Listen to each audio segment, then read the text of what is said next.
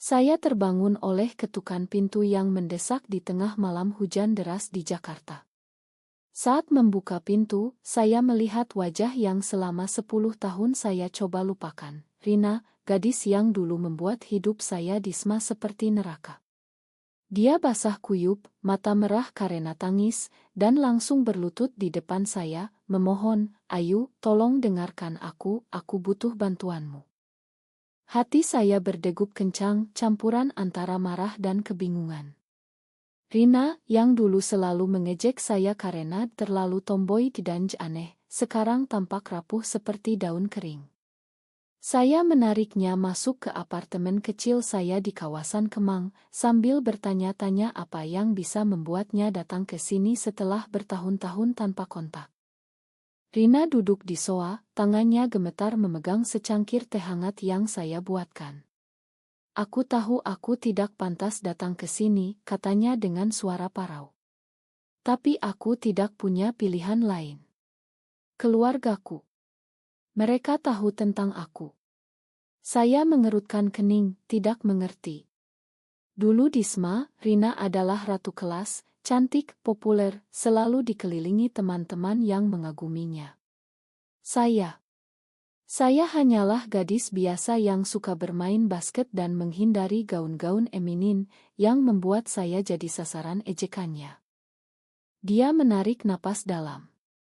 Aku suka perempuan, Ayu. Seperti kamu."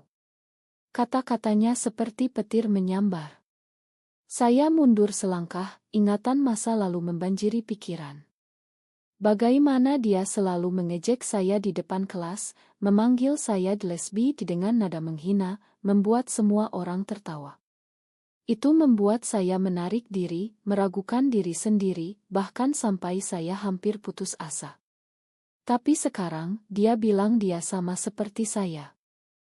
"Aku membulimu karena aku takut," lanjut Rina, air mata mengalir. "Aku melihat diriku di kamu, dan aku benci itu. Di rumah, ayahku adalah orang konservatif, dia bilang hal-hal seperti itu adalah dosa besar. Aku pikir dengan menyakitimu, aku bisa menyembunyikan diriku sendiri." Saya merasa marah membara. "Jadi, itu alasanmu? Kamu menghancurkan hidupku untuk melindungi dirimu." Rina mengangguk lemah. "Dan sekarang, ayahku tahu. Dia menemukan pesan-pesan dari pacarku, dan dia mengusirku dari rumah. Aku tidak punya tempat tinggal. Malam itu, saya biarkan dia tidur di sofa. Tapi pikiran saya berputar-putar. Apakah saya harus memakannya? Atau ini hanya jebakan lain?" Pagi harinya, saat matahari terbit di atas gedung-gedung tinggi Jakarta, saya memutuskan untuk mendengar ceritanya lebih lanjut. Rina bangun dengan wajah pucat, dan kami duduk di meja makan. Dia cerita tentang hidupnya setelah SMA, kuliah di Universitas Indonesia, bekerja di perusahaan periklanan, tapi selalu menyembunyikan orientasi seksualnya. "Pacarku, namanya Lina," kata Rina. "Kami bertemu di kantor. Dia manis, tapi keluarganya juga ketat. Kami rahasia-rahasiaan selama 2 tahun." Saya mendengarkan, merasa campur aduk. Saya sendiri sudah terbuka tentang diri saya sejak kuliah, meski tidak mudah. Keluarga saya di Bandung awalnya syok, tapi ibu akhirnya menerima setelah banyak diskusi panjang. "Ayah. Dia masih dingin, tapi setidaknya tidak mengusir saya." Rina melanjutkan, "Ayahku marah besar. Dia bilang aku membawa malu keluarga. Dia ancam akan cerita ke semua saudara, bahkan ke kantor. Aku takut kehilangan segalanya." Saya ingat ayah Rina, seorang pengusaha sukses di Jakarta, yang dikenal sebagai orang berpengaruh di komunitas Muslim konservatif. Di Indonesia, meski hukum tidak melarang LGBT, tapi masyarakat seringkali kejam. Diskriminasi, pelecehan, bahkan kekerasan bukan hal langka. "Aku datang ke kamu karena aku ingat kamu pernah bilang di SMA bahwa kamu punya teman-teman yang mengerti," kata Rina. Saya tertawa getir. Itu sebelum kamu membuat semua orang menjauhiku. Tapi dalam hati, saya tahu dia benar. Saya punya jaringan dukungan sekarang, komunitas LGB di Jakarta yang membantu satu sama lain. Apakah saya mau membantunya? Hari itu, saya bawa Rina ke kai kecil di Tamrin, tempat saya sering bertemu teman-teman. Di sana, saya perkenalkan dia ke Maya, sahabat saya yang juga lesbian dan bekerja sebagai aktivis. Maya mendengarkan cerita Rina dengan hati-hati, tapi matanya penuh keraguan. Kamu harus hati-hati, Ayu, bisik Maya saat Rina ke toilet. Orang seperti dia bisa berubah, tapi bisa juga manipulasi. Malamnya, kembali ke apartemen, Rina mulai membuka diri lebih dalam. Dia cerita tentang masa kecilnya, bagaimana ayahnya selalu menekan untuk jadi wanita sempurna, menikah dengan pria kaya, punya anak. Aku coba sungguh. Aku pacaran dengan cowok di kuliah, tapi rasanya salah. Saya merasa empati tumbuh, meski marah masih ada. Dan aku. Kenapa aku jadi korbanmu, tanya saya. Rina menunduk. Karena kamu berani jadi dirimu sendiri. Aku iri. Kata-katanya menyentuh sesuatu di dalam saya. Malam itu kami bicara sampai larut, dan untuk pertama kalinya, saya melihat Rina bukan sebagai musuh, tapi sebagai korban sistem yang sama yang menyakiti saya. Tapi keesokan harinya, masalah baru muncul. Telepon dari ayah Rina datang ke ponselnya, dan dia panik. Dia bilang kalau aku tidak pulang dan berubah, dia akan laporkan ke polisi dengan tuduhan palsu. Saya terkejut. Di Indonesia, meski bukan ilegal, tapi orang tua bisa menggunakan cara kotor untuk mengontrol anak. Saya putuskan untuk bantu Rina mencari pengacara dari komunitas. Proses itu mulai, tapi tekanan semakin besar. Rina mulai tinggal di apartemen saya, dan kedekatan kami tumbuh. Ada momen-momen di mana saya merasa tarikan aneh, seperti saat dia memasak makan malam dan kami tertawa bersama. Tapi saya ingatkan diri, ini bukan romansa, ini hanya bantuan. Seminggu berlalu, dan hidup saya berubah drastis. Rina menjadi bagian dari rutinitas saya, membantu membersihkan apartemen, bahkan ikut ke kantor saya sebagai desainer grafis. Tapi bayang-bayang masa lalu masih menghantui. Suatu malam, saat kami duduk di balkon menghadap lampu-lampu kota Jakarta, Rina bertanya, apa kamu pernah memakan seseorang yang menyakitimu begitu dalam? Saya diam sejenak. Belum pernah seburuk kamu. Jawaban saya membuatnya tersenyum sedih. Aku pantas itu. Kami bicara tentang Sma lagi, bagaimana ejekannya membuat saya isolasi diri, kehilangan teman. Aku pikir aku bisa lupa, kata saya. Tapi melihat kamu lagi, semuanya kembali. Rina menyentuh tangan saya dengan lembut. Aku akan bayar semuanya, Ayu. Beri aku kesempatan. Kedekatan itu mulai berubah menjadi sesuatu yang lebih. Saya merasa bingung. Apakah ini pengampunan atau atraksi? Di Indonesia, hubungan seperti ini masih tabu di banyak kalangan. Keluarga saya sendiri, meski menerima, selalu bilang jangan terlalu terbuka. Tapi dengan Rina, rasanya berbeda. Dia paham perjuangan yang sama. Tapi konflik muncul saat Lina, mantan pacar Rina, tiba-tiba muncul. Dia datang ke apartemen, marah besar. Kamu tinggal di sini. Dengan dia. Lina menunjuk saya, matanya penuh cemburu. Rina panik, mencoba menjelaskan. Lina, ini bukan apa-apa. Ayu hanya bantu aku. Tapi Lina tidak percaya. Kamu bilang kamu butuh ruang, tapi sekarang kamu dengan korban bulimu. Ini gila. Pertengkaran itu memanas. Lina cerita bagaimana Rina meninggalkannya setelah ayahnya tahu, tanpa perlawanan.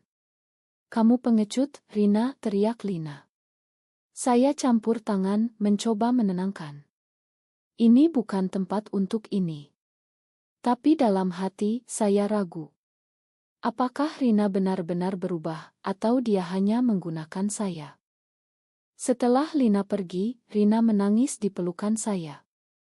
Aku salah, Ayu. Aku takut kehilangan segalanya, jadi aku putus dengan Lina. Saya pegang bahunya. Kamu harus hadapi ini, bukan lari. Malam itu kami tidur terpisah, tapi pikiran saya penuh. Apakah saya jatuh cinta pada musuh lama saya? Keesokan harinya, ayah Rina datang ke apartemen.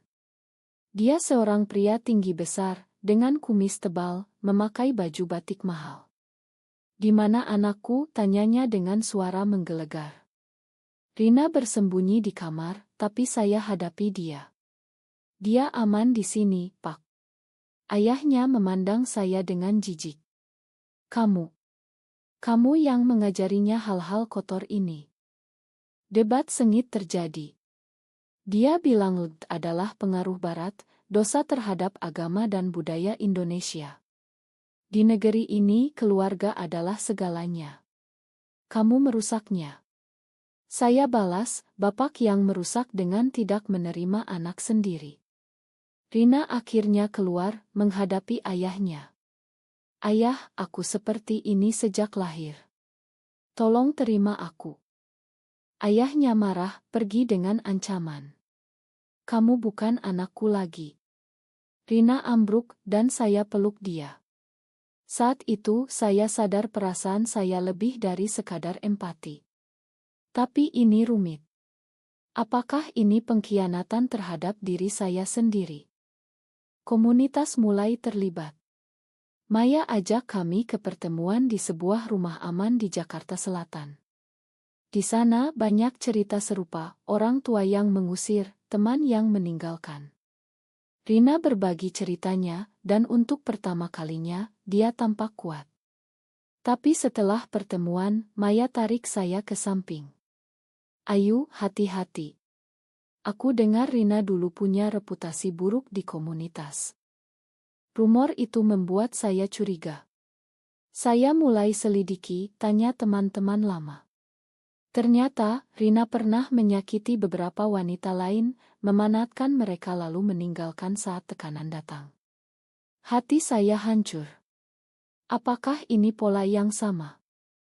Malam itu saya konfrontasi Rina. "Kamu bohongi aku." Dia menyangkal, tapi matanya berkedip. "Itu masa lalu, Ayu. Aku berubah karena kamu." Debat kami memanas, penuh air mata dan tuduhan. Akhirnya, Rina pergi, meninggalkan catatan, "Ma, aku tidak pantas." Tapi pagi harinya, dia kembali, dengan Lina. "Aku bicara dengan Lina. Aku akan hadapi ayahku sendiri." Ini titik balik. Saya lihat keberanian di matanya. Kami bertiga rencanakan langkah selanjutnya, bicara dengan keluarga Rina lagi, dengan dukungan dari komunitas. Proses itu penuh drama. Pertemuan keluarga di rumah ayah Rina di Menteng penuh teriakan dan tangis. Ibu Rina, yang selama ini diam, akhirnya bicara. "Aku tahu sejak lama, tapi takut." Itu membuka pintu.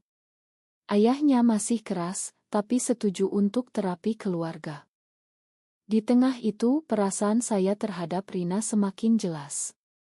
Saat kami berdua di Taman Monas, dia katakan, "Aku jatuh cinta padamu, Ayu. Bukan karena bantuan, tapi karena kamu kuat." Saya ragu, tapi balas ciuman lembutnya. Ini awal dari sesuatu yang baru, tapi penuh risiko. Hubungan kami mulai berkembang, tapi tekanan masyarakat mulai terasa. Di kantor, rumor tentang Rina tinggal di tempat saya menyebar. Rekan kerja mulai bisik-bisik, bahkan atasan saya panggil untuk bicara. "Ayu, hati-hati dengan reputasimu," katanya. Di Indonesia, meski Jakarta lebih liberal, tapi diskriminasi masih ada, terutama di tempat kerja. Rina juga hadapi masalah. Kantornya tahu tentang skandal keluarga, dan dia dipecat dengan alasan kurang performa. Dia depresi dan saya yang dukung. Tapi ini ujian bagi kami. Apakah ini layak? Tanya Rina suatu malam. Saya jawab, kalau kita bersama, ya. Tapi konflik internal muncul. Saya mulai ragu tentang masa lalu Rina. Lina hubungi saya secara diam-diam, bilang Rina pernah janji hal sama padanya. Dia akan tinggalkan kamu saat sulit.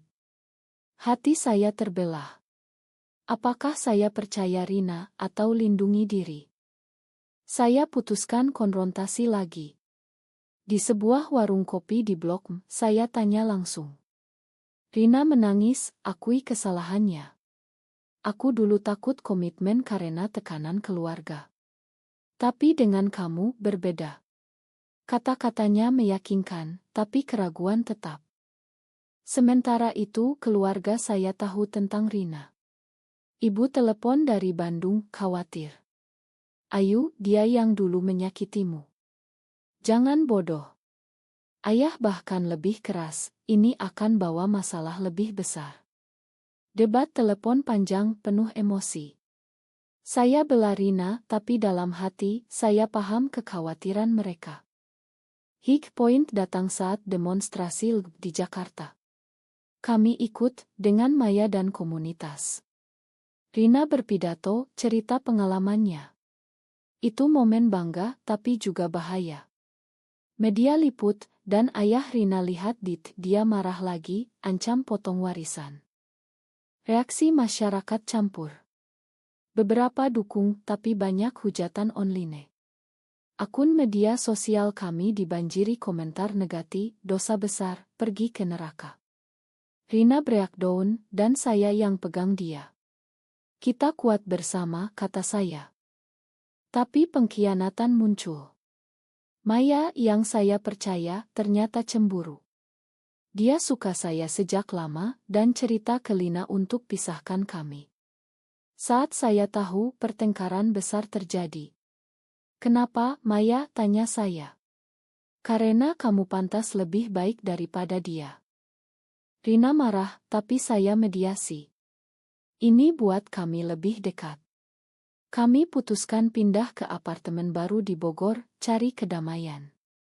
Di sana kami bangun hidup baru, Rina mulai bisnis online, saya lanjut kerja. Tapi masa lalu kembali. Mantan bully lain dari SMA hubungi Rina, ancam bocorkan rahasia jika tidak bayar. Ini pemerasan. Kami lapor polisi, tapi di Indonesia, kasus seperti ini rumit karena melibatkan isu. Proses hukum mulai penuh tekanan. Rina depresi lagi, dan saya yang jadi pilar. Tapi ini buat saya pertanyakan pilihan. Apakah mencintai Rina berarti terus bertarung? Di puncak, ayah Rina sakit. Dia panggil Rina ke rumah sakit. Di sana rekonsiliasi terjadi. Aku salah, nak, kata ayahnya lemah. Aku takut kehilanganmu. Tangis mereka buat saya ikut haru. Setelah itu hubungan kami stabil. Tapi saya sadar perjuangan belum selesai. Masyarakat Indonesia masih penuh prasangka, dan kami harus bayar harga mahal untuk kebahagiaan. Dengan ayah Rina yang mulai menerima, hidup kami tampak lebih cerah. Kami rayakan ulang tahun saya di Pantai Anyer, hanya berdua. Di sana Rina berlutut, beri cincin sederhana. Maukah kamu jadi pasanganku selamanya? Saya terharu, jawab ya. Tapi ini bukan akhir bahagia, ini awal tantangan baru. Kembali ke Jakarta, masalah kerja muncul lagi. Saya dipromosikan, tapi dengan syarat ijaga image. Artinya, sembunyikan hubungan. Rina marah, kita tidak boleh sembunyi lagi. Debat kami tentang kompromis prinsip memanas. Di negeri ini kita harus pintar, kata saya. Tidak, kita harus berubah, balas Rina. Konflik itu buat jarak.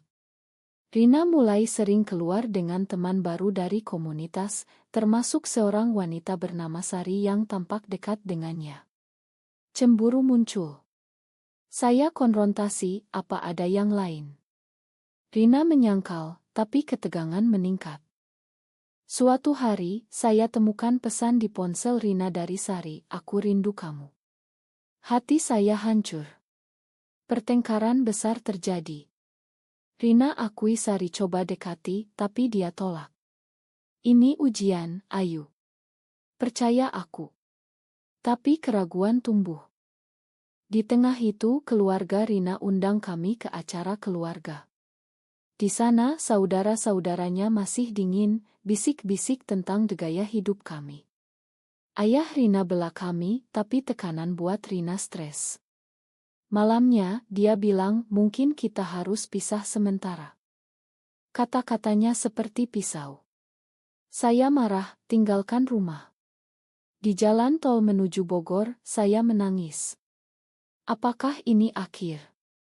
Tapi pagi harinya, Rina datang, minta maaf. Aku takut lagi. Kami rekonsiliasi, tapi dengan janji hadapi bersama. Masalah baru, kampanye anti-LGBT di media sosial. Sebuah grup konservatif target kami setelah pidato Rina. Ancaman datang bahkan ke alamat kami. Kami pindah lagi ke Yogyakarta, cari lingkungan lebih ramah. Di Yogya kami mulai lagi. Rina ajar seni batik, saya kerja remote. Hidup tenang, tapi bayang masyarakat masih ada. Teman-teman lama seperti Maya minta maaf, dan kami bangun jaringan lebih kuat. Tapi pengorbanan besar datang. Ibu saya sakit, dan ayah bilang kalau kamu bawa Rina, jangan datang. Saya pilih pergi sendirian ke Bandung, tinggalkan Rina. Ini buat dia terluka. Kamu pilih mereka daripada aku. Debat tentang prioritas, keluarga cinta. Saya jelaskan, ini sementara. Tapi Rina merasa dikhianati. Dia pergi ke Jakarta, tinggal dengan Lina sementara. Hati saya remuk. Apakah ini pembalasan? Saya hubungi, tapi dia dingin. Minggu-minggu penuh kesepian. Akhirnya saya ke Jakarta, temui Rina. Di Kai Lama kami bicara. Aku salah, kata saya. Kita harus bersama hadapi keluarga. Rina peluk saya, makan. Rekonsiliasi buat kami lebih kuat. Kami putuskan adopsi gaya hidup terbuka, ikut advokasi. Tapi harga kehilangan beberapa teman, pekerjaan stabil. Tahun berlalu, dan perjuangan kami jadi inspirasi bagi banyak orang. Rina tulis buku tentang pengalamannya, jadi pembicara di acara LGBT di Bali. Saya dukung, tapi dalam hati, saya lihat bekas luka. Setiap hari, kami hadapi tatapan aneh di pasar, komentar kasar di angkot. Suatu hari, ancaman nyata datang. Seorang ekstremis kirim paket bom palsu ke rumah kami. Polisi selidiki, tapi trauma itu buat Rina ingin menyerah. Mungkin kita pindah ke luar negeri, katanya. Saya ragu, ini tanah air kita. Kita harus lawan. Debat tentang pergi atau tinggal memuncak. Rina bilang, aku lelah bayar harga ini. Saya jawab, tapi kalau pergi, kita kalah. Ini ujian terbesar. Di puncak, kami ikut parade Pride di Jakarta, meski dilarang. Di sana kami ditangkap polisi karena ganggu ketertiban. Di tahanan, kami saling genggam tangan. Ini harga kebebasan, kata Rina. Setelah dibebaskan dengan bantuan komunitas, kami lebih dekat. Ayah Rina datang, dukung kami. Aku bangga padamu, katanya. Hidup kami sekarang penuh damai, meski penuh luka. Kami adopsi anak anjing, simbol keluarga kecil kami. Tapi pertanyaan tetap, apakah semua pengorbanan ini benar? Apakah mencintai seseorang yang pernah menyakiti kita secara dalam adalah keputusan yang benar, atau hanya ilusi pengampunan yang rapuh?